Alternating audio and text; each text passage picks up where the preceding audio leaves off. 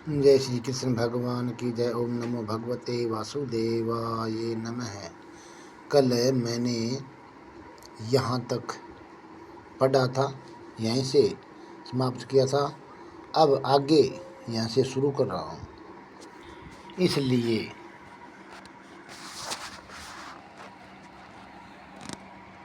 इसलिए उन दोनों को जीत कर सावधान हुआ, सब धर्म का आचरण करें, क्योंकि अच्छी प्रकार आचरण किए हुए दूसरे के धर्म से गुण रहित भी अपना धर्म अति उत्तम है।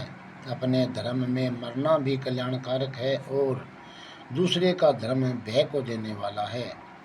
इस पर अर्जुन ने पूछा कि हे कृष्ण, फिर यह पुरुष बलात् लगाए हुए के सदृश न चाहता हुआ भी किससे प्रेरा हुआ पाप का आचरण करता है।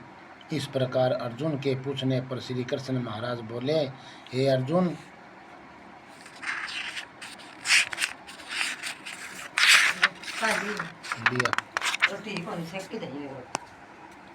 रजोगुण से उत्पन्न हुआ यह काम ही क्रोध है।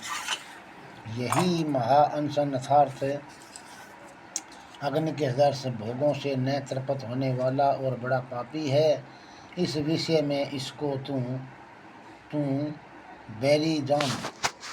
जैसे धुएं से अग्नि और मल से दर्पण ढका जाता है तथा जैसे जैर से गर्भ ढका हुआ है, वैसे ही उस काम के द्वारा यह ज्ञान ढका हुआ है।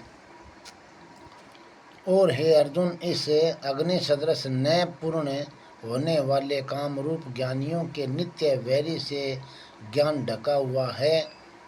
इंद्रियां, मन और बुद्धि इस काम के वास स्थान कहे जाते हैं और काम इन मन, बुद्धि और इंद्रियों द्वारा ही ज्ञान को आच्छादित करके इस जीवात्मा को मोहित करता है। इसलिए हे अर्जुन, तुम पहले इंद्रियों को वश में करके ज्ञान और विज्ञान के सदृश करने वाले इस महापापी निश्चय पूर्वक मार।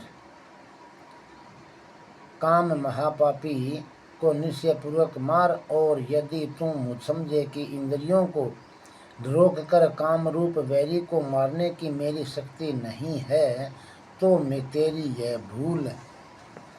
तेरी यह भूल है, क्योंकि इस शरीर से तो इंद्रियों को परे श्रेष्ठ, बलवान और सूक्ष्म कहते हैं, और इंद्रियों से परे मन है, और मन से भी परे बुद्धि है, और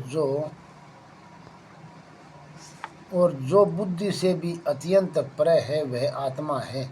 इस प्रकार बुद्धि से परे अर्थात सूक्ष्म तथा सब प्रकार से बलवान और श्रेष्ठ अपने आत्मा को जानकर और बुद्धि के द्वारा मन को वश में करके महाबाहो अपनी शक्ति को समझकर इस दुर्जय काम रूप शत्रु को मार। जय श्री कृष्ण भगवान की जय। ओम नमो भगवते वासुदेवाय नमः। ये तीसरा अध्याय पूरा हुआ। कल चौथा अध्याय में शुरू करूँगा। जय श्री कृष्ण भगवान की जय। श्री गणपति भगवान की जय। आप